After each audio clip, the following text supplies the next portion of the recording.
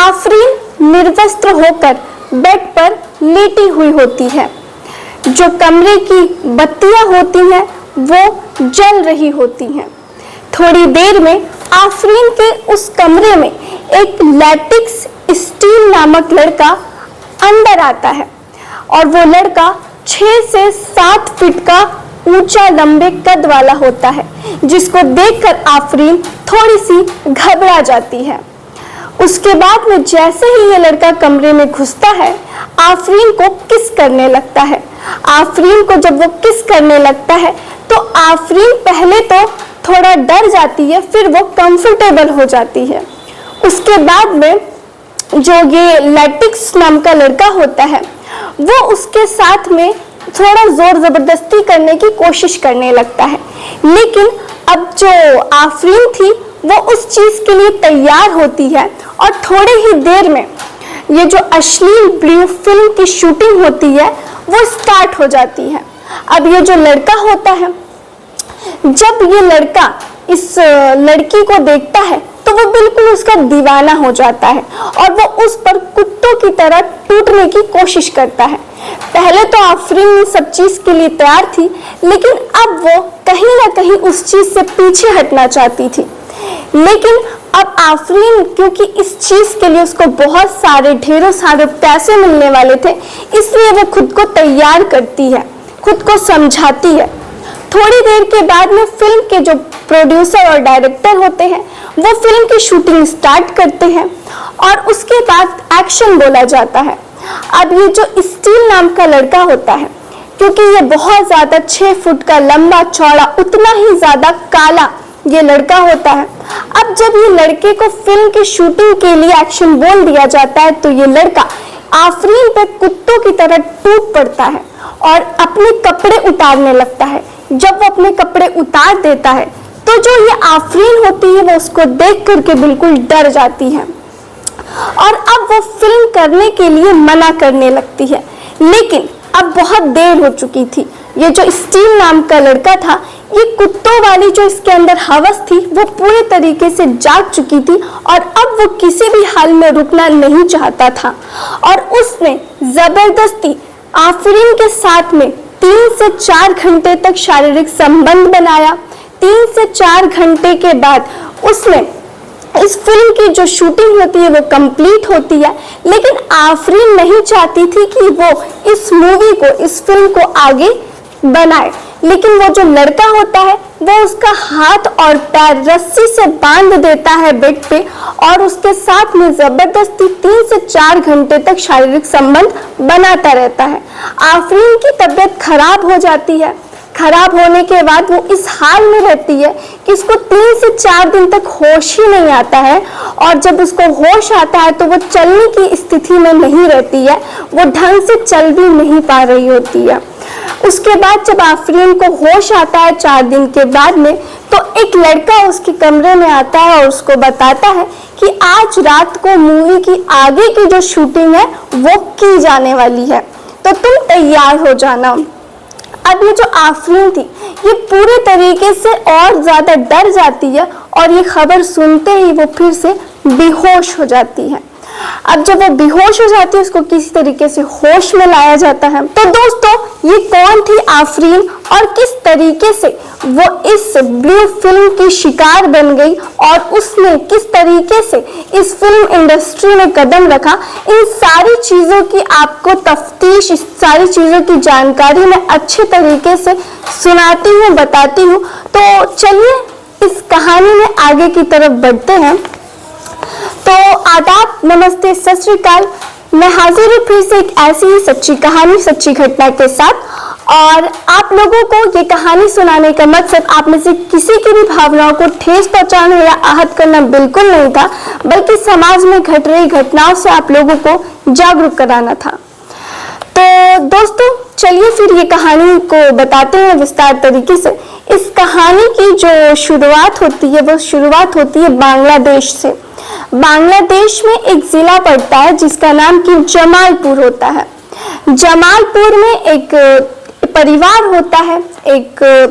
होता है जिसमें कि जो मुखिया होते हैं उनका नाम इसरार खान होता है। और इसरार खान की 7 बच्चे होते हैं। 7 बच्चों में से तीसरे नंबर पर एक बिटिया होती है जिसका नाम कि आफरीन होता है।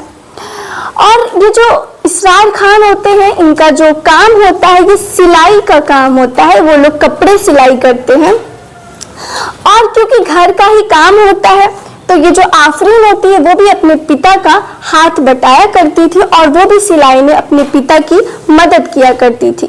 बहुत अच्छा काम चल रहा था उनका, सब कुछ बहुत सही था। इसलिए सलीम खान ने 2 काम करने के लिए 2 नौकर जिसे कहते हैं, 2 और हाथ बटाने के लिए, काम करने के लिए उन्होंने आदमी रख रखे थे, जिसमें से एक का नाम हुआ करता था सलीम। अभी जो सलीम नाम का व्यक्ति होता है ये इनकी बेटी आफरीन को कहीं ना कहीं पसंद किया करता था और अब ये जो आफरीन होती है ये भी कहीं ना कहीं सलीम को पसंद किया करती थी और वो दोनों देखते रहते थे एक दूसरे को, दोनों को एक दूसरे से प्यार हुआ और एक दिन सलीम और आफरीन के बीच में शारीरिक संबंध बना और ये संबंध ये लोगों का जब एक बार बना तो ये सिलसिला चलता ही रहा और थमने का नाम नहीं लिया। तो ये सिलसिला इन लोगों का 6 महीने तक चला। 6 महीने ये दोनों हमेशा जब भी मिलते एक दूसरे से शारीरिक संबंध बनाया करते थे। लेकिन 6 महीने के बाद आफरीन को उसके ही मोहल्ले का दूसरा एक लड़का था जिसका नाम कि कासिम था, उससे उसकी अटैचमेंट हो गई और कहते हैं ना कि जो आफरीन होती है उसको कहीं ना कहीं अब जो सलीम था उससे उसका मन भर चुका था। अब उसको नए लड़के की तलाश थी। अब नया लड़का उसके मोहल्ले का था कासिम। अब वो उसके साथ में प्रेम प्रसंग में पड़ती है और अब उसके साथ रोज शारीरिक संबंध बनाया करती है। कुछ समय के बाद जब ये बात उसके पिता को पता चलती है यानी कि इसरार खान को, तो वो काफी ज्यादा परेशान हो जाते हैं कि अपनी बेटी को कैसे बताएं कि वो जो काम कर रही है वो काफी ज्यादा गलत काम है और वो बहुत ज्यादा एक गलत चक्कर में पड़ गई है, उसका शिकार हो गई है। उस चीज से अपनी बेटी को वो कैसे बाहर निकाले इस बारे में वो हमेशा चिंता में रहने लग गए थे, क्योंकि अब आफरीन को नए नए मर्दों के साथ शारीरिक संबंध बनाने की लत लग चुकी थी और वो अब नए नए इंसानों को, नए नए व्यक्तियों को अब वो ढूंढा करती थी। अब इसरार खान के एक दोस्त होते हैं जो उनको बताते हैं कि दरअसल ये जो आपकी बेटी है इसको आप एक काम कीजिए, यहाँ से कहीं दूर भेज दीजिए। जब वो काम में बिजी रहेगी तो उसका ध्यान इन सब चीजों में नहीं पड़ेगा और वो अब इन सब चीजों से दूर भी हो जाएगी और उसको कुछ पैसे भी मिल जाया करेंगे। अब वो जो व्यक्ति होता है वो बताता है कि खाड़ी के देशों में लड़कियों की और लड़कों की कुछ जरूरत है, इसलिए आप पता कीजिए और उसको वहीं पर भेज दीजिए। इन सारे चक्करों से वो आजाद हो जाएगी। उसके बाद में वो जो उसके पिता होते हैं वो एक दिन एक अखबार में इश्तिहार देखते हैं जिसमें कि वो देखते हैं कि खाड़ी के देशों में कुछ लड़के और लड़कियों की नौकरी निकली हुई थी। वो फोन लगाते हैं, जब एजेंट से बात करते हैं तो एजेंट मिलने के लिए बुलाते हैं। अब अगले ही दिन जो आफरीन होती है और जो उसके पिता होते हैं वो उनके ऑफिस पहुंचते हैं। अब जब ऑफिस में पहुंचते हैं तो वहां के एजेंट जो होते हैं वो उनको बताते हैं कि आप लोग थोड़ा देर हो गई आप लोगों को आने में, जो वो सारी नौकरियां थी वो सारी नौकरियों में जो लड़कियां थी वो सब कुछ आ चुकी हैं, अब उस नौकरी में जगह नहीं बची है। तो आप एक काम कीजिए, एक और नौकरी है बहुत ही अच्छी, वो है सूडान में। आपको सूडान में बहुत अच्छी तनख्वाह मिल रही है और बहुत ज्यादा कोई काम भी नहीं करना है, तो आप उसको वहां पे भेज सकते हैं। अगर आपको चाहिए तो बोलिए, मैं बात करता हूँ आगे ऑफिस में और क्या क्या डॉक्यूमेंट्स है मैं आप लोगों को बता देता हूँ। अब जो उसके पिता होते हैं वो मान जाते हैं और खुशी खुशी वापस घर आ जाते हैं और वो काफी ज्यादा खुश थे कि अब उनकी बेटी इन सारे चक्करों से दूर हो जाएगी जब वो काम में अपना बिजी रहने लगेगी, व्यस्त रहने लगेगी। उसके बाद में कुछ दिनों के बाद ये लोग डॉक्यूमेंट्स बनवाते हैं और वहां पर पहुंचते हैं और अब 14 अगस्त 2013 को ढाका से सूडान वाली जो फ्लाइट होती है उसमें आफरीन को बिठाया जाता है और इन लोगों को सूडान में पहुंचा दिया जाता है।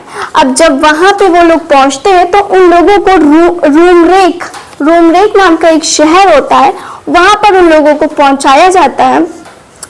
वहां पर सबके जो अलग अलग काम होते हैं सारे लड़के लड़कियों को उनके मालिक के पास भेज दिया जाता है और वहां पर एक सुलेमान कादरी नाम का लड़का होता है जिसके पास में आफरीन को भेज दिया जाता है। आफरीन को सुलेमान उसके काम जो जहाँ पे क्या क्या काम करना होता है उसके सारे काम उसको समझा देता है, बता देता है। उसके बाद में जो आफरीन होती है वो वहीं पर रह करके काम किया करती थी। जब वो काम किया करती थी उसको तनख्वाह काफी अच्छी मिला करती थी और वो अपने घर पर अपने परिवार को अच्छे से अब वो मदद करने लगी थी और उसके घर वाले भी काफी ज्यादा खुश थे। उसके बाद में एक बार की बात होती है जब सुलेमान कादरी के घर पे कुछ उसके दोस्त मिलने आते हैं जिसमें कि 2 हफ्सी और 2 चाइनीज लड़कियां होती हैं। अब जब वो लोग उसके घर पे आते हैं तो आफरीन को जो सुलेमान होता है वो काफी ज्यादा काम के लिए बोलता है, ये वो लाने के लिए वो लाती है, सारी उसको जैसे मेहमान नवाजी करवाना होता है वो करवाती है, उनको देख रेख करती है। लेकिन उसके बाद में ये जो सुलेमान होता है जब रात का काफी ज्यादा वक्त बीत जाता है वो थक जाता है और कहता है आफरीन से कि मैं सोने के लिए जा रहा हूँ। अब जो आफरीन होती है वो भी अपने कमरे की तरफ चली जाती है। आफरीन अपना आराम करने लगती है और जब वो आराम कर रही होती है तो लगभग 2 बजे के आसपास रात में उसकी आंख खुलती है। जब आंख खुलती है तो वो देखती है कि उसके घर में से काफी ज्यादा अजीब अजीब सी आवाजें आ रही हैं। वो कमरे से बाहर निकलती है और जब सुलेमान के कमरे में जाकर देखती है तो वो बिल्कुल हक्का बक्का रह जाती है। देख के जो दृश्य उसके सामने था वो दंग रह जाती है क्योंकि उसने आज से ऐसा दृश्य पहले कभी नहीं देखा था। वो देखती है कि उसके सामने जो सुलेमान है वो एक वीडियो बना रहा है और जो लोग आए हुए थे यानी कि जो 2 हफ्सी और जो चाइनीज लड़कियां थी वो लोग आपस में बहुत ही ज्यादा क्रूर तरीके से एक दूसरे के साथ में शारीरिक संबंध बना रहे होते हैं और जो सुलेमान होता है वो उन लोगों की वीडियो बना रहा होता है। यानी कि वो पूरे तरीके से किसी फिल्म के सेटअप से कम नहीं लग रहा था, दरअसल वो एक फिल्म की शूटिंग कर रहे होते हैं। अब ये जो लड़की होती है वो देखती है और देखती ही रह जाती है क्योंकि उसने आज से पहले ये सब कभी नहीं देखा था। वो लगभग 3 से 4 घंटे तक वहां पर देखती रहती है, वो शूटिंग को एंजॉय करती रहती है। उसके बाद वो वापस से जाकर के सो जाती है। अगले दिन यही जो काम रहता है वो शुरू हो जाता है। सुलेमान के घर पे रोज रोज ब्लू फिल्म की शूटिंग होती थी और ये जो आफरीन होती है वो हमेशा रात को छुप छुप कर देखा करती थी। और एक दिन की बात होती है जब सुलेमान देख लेता है आफरीन को कि वो खिड़की से छुप करके देख रही है। अब आफरीन को जब वो देख लेता है तो उसके पास जाता है सामने और आफरीन उसको देख करके चौंक जाती है और आफरीन को समझ नहीं आ रहा होता है कि वो क्या बोले। सुलेमान मुस्कुराता है और वहां से चला जाता है। अब सुलेमान को पता चल चुका था कि आफरीन को क्या चाहिए। अब जो आफरीन होती है वो जाती है अपने कमरे में। उसके बाद में जो सुलेमान होता है अब वो उसको जब भी इस फिल्म की शूटिंग होती वो उसको हमेशा किसी न किसी काम से बुलाया करता था उस कमरे में। आफरीन उस काम के लिए जाया करती थी और वहां पर बैठ करके वो शूटिंग भी देखा करती थी। अब सुलेमान उसको इसलिए बुलाता था ताकि आगे चल के अगर मैं इसके साथ फिल्म की शूटिंग करवाता हूँ तो उसको उसकी आदत हो जाए, उसको किसी तरीके की परेशानी ना हो, वो उस माहौल में ढल जाए। उसके बाद में सब कुछ ऐसे ही चल रहा होता है। 1 हफ्ते का समय गुजरता है। सुलेमान कहता है आफरीन से कि क्या तुम भी इस मूवी की शूटिंग करना चाहोगी। आफरीन पहले तो मना कर देती है लेकिन जब सुलेमान उसको कहता है, उसको बहुत सारी लालच देता है पैसों की कि अगर तुमने ये शूटिंग कर ली तो तुम्हारे घर की सारी परेशानी दूर हो जाएगी, तुम लोग एक बहुत ही ज्यादा अच्छी जिंदगी गुजारोगे। उसको हजारों वो सपने दिखाता है बड़े बड़े। उसके बाद आफरीन इस चीज के लिए मान जाती है, हाँ कर देती है। उसके बाद में जो सुलेमान होता है वो उसकी फिल्म की शूटिंग एक ऐसे आदमी के साथ में करवाता है जिस आदमी के साथ में कोई भी लड़की शूटिंग नहीं करना चाहती थी, क्योंकि उसको ये कहा जाता था कि वो हर लड़की के साथ में इतनी क्रूरता से उसके साथ शारीरिक संबंध बनाता था कि लड़कियां बेहोश हो जाया करती थी, वो चलने फिरने की हालत में नहीं रहा करती थी। इसलिए उस लड़के के साथ कोई भी शारीरिक संबंध नहीं बनाना चाहता था। लेकिन आफरीन इन सारी चीजों से अनजान थी, उसको इन सारी चीजों की कोई खबर नहीं थी। वो हाँ बोल देती है। अगले दिन जब वो देखती है अपने कमरे में कि जो स्टील है वो आया हुआ है, 6 फुट का वो आदमी है, बिल्कुल ही बेहद काला और काफी ज्यादा वो डेंजर आदमी है और वैसे ही उसकी खूंखार आदतें हैं। हफ्सी वाला वो बिल्कुल आदमी है, जब वो उसको देखती है तो बिल्कुल डर जाती है और वो शूटिंग के लिए मना कर देती है। लेकिन अब वो बेचारी क्या कर सकती थी, वो मजबूर थी क्योंकि वो किसी और के देश में थी जहां पर उसका कुछ भी बस नहीं चल सकता था। तो वो जो आदमी होता है उसके साथ में वो 3 से 4 घंटे तक शारीरिक संबंध बनाता है। आफरीन बिल्कुल बेहोश हो जाती है, उसको 3 दिन के बाद होश आता है। ये सब कुछ ऐसे ही चल रहा होता है और सुलेमान उसको सूडान के साथ साथ अलग अलग देशों में भी शूटिंग के लिए भेजा करता था। आफरीन अब इन सारी चीजों में नहीं जाना चाहती थी, लेकिन फिर भी अब वो ये फिल्म बनाया करती थी और अलग अलग लोगों के साथ में संबंध बनाया करती थी। अब बहुत सारा समय बीत चुका था। अब जो आफरीन होती है उसका जो घर वालों के साथ संपर्क होता है वो पूरे तरीके से टूट जाता है, वो किसी से बातचीत नहीं कर पाती है। अब ये तो 2015 में जो सुलेमान होता है वो आफरीन से शादी कर लेता है ताकि आफरीन को सूडान की नागरिकता मिल जाए और वो उससे इस तरीके का और काम करवा सके और उसको आसानी है ये सारे काम करवाने में। उसके बाद में ये जो यहाँ पर ये जो इसरार खान होते हैं वो काफी ज्यादा परेशान रहते हैं। उसके बाद वो जाते हैं पुलिस थाने में, पुलिस स्टेशन में पहुंचते हैं और जो एजेंट सूडान भेजा होता है आफरीन को उसके खिलाफ वो पुलिस कंप्लेन करते हैं कि इसने मेरी बेटी को किसी के साथ बेच दिया है धोखे से। अब जो पुलिस होती है वो आफरीन जो होती है उसको वो तलाश करती है तो उसका कहीं भी कुछ पता नहीं चलता है और उसके बाद जो पुलिस है वो अभी भी आफरीन को तलाश कर रही है। पुलिस जो का कहना है कि आफरीन को सिर्फ और सिर्फ ब्लू फिल्मों में ही देखा गया है, बाकी उसको नहीं पता कि वो अभी है भी कि नहीं है, उसके साथ क्या हुआ। अभी ये सब चीजों के बारे में कुछ पता नहीं चल पा रहा है। तो दोस्तों ये थी आज की कहानी। उम्मीद करती हूँ आप लोगों को पसंद आई होगी। अगर आप लोगों को कहानी पसंद आई है तो मेरे चैनल को लाइक करके सब्सक्राइब करें और अपनी राय कमेंट में बताएं कि क्या इस लड़की के साथ ऐसा होना चाहिए था या फिर नहीं। तो चलिए फिर मिलते हैं ऐसे ही किसी सच्ची कहानी के साथ। तब तक के लिए आप लोग अपना ख्याल रखें, सावधान रहें, सतर्क रहें।